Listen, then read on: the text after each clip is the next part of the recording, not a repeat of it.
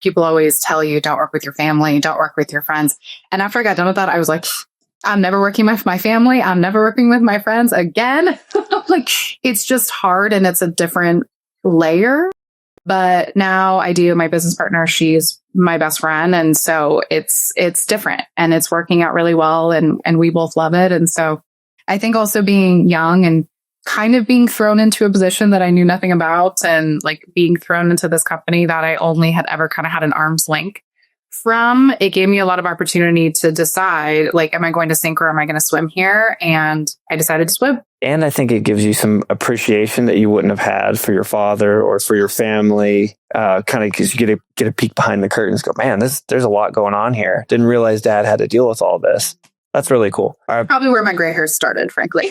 So the hairstylist is for you. You'll never know. Christy just had hers done a couple days ago. Now back to Peter Krueger. So how did you actually meet Peter Krueger, and how did you guys end up kind of working together before you ended up taking over for him as the state executive? Peter doesn't remember this, but we actually met for the first time in 2015.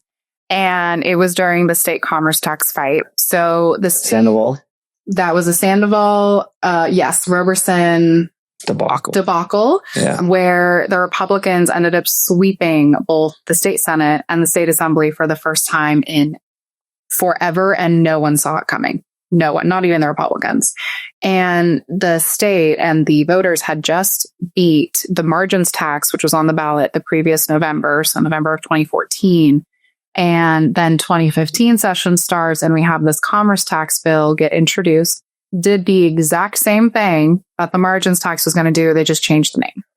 And it was really interesting. I mean, you had the entire business community all across the state, every small business, all of that.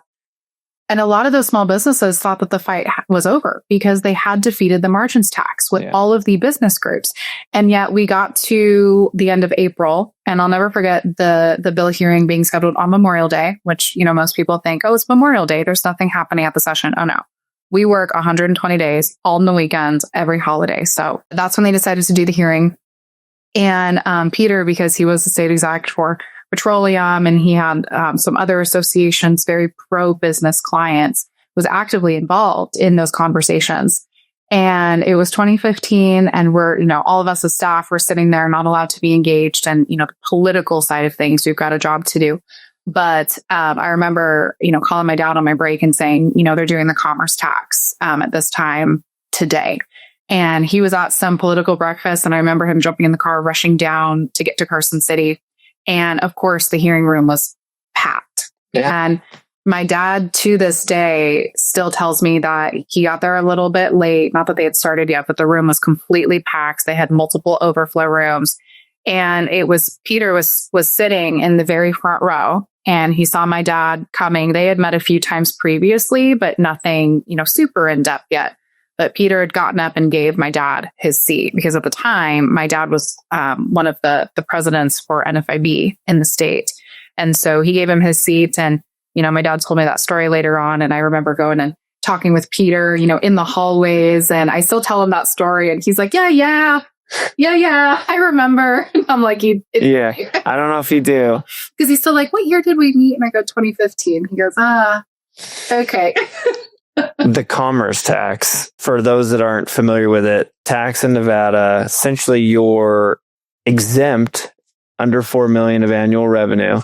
So if you're a big convenience store conglomerate, you could theoretically incorporate each business by itself. And if you're under $4 million, avoid it.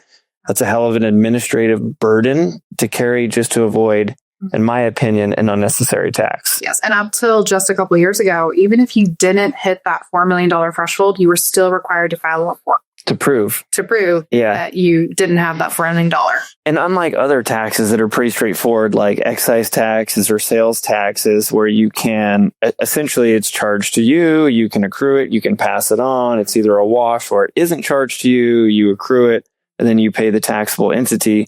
Commerce tax is so confusing the way they went about it that it's actually really difficult to invoice customers based on a commerce tax. If it's a government entity, they refuse to pay it.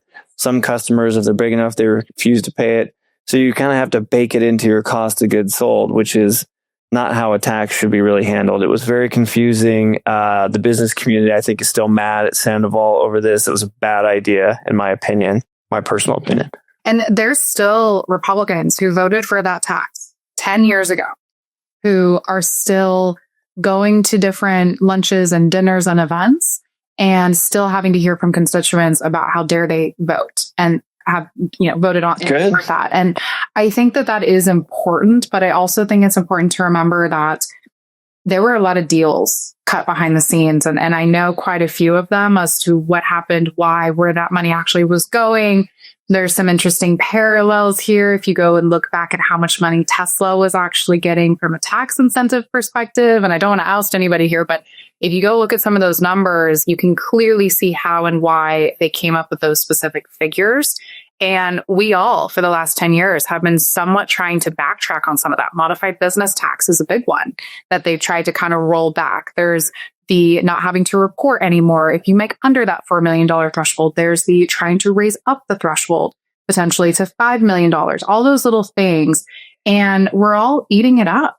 And you're right, there's no way to pass that along. But it's also very hard to then explain to brand new legislators who have never been in the building before, weren't there for those conversations, why there are issues with it, and then trying to convince them why we should continue to try to roll some of it back or even introduce something else that would help to roll it back, make it less hurtful to business owners, because it is a lot of paperwork, as you said.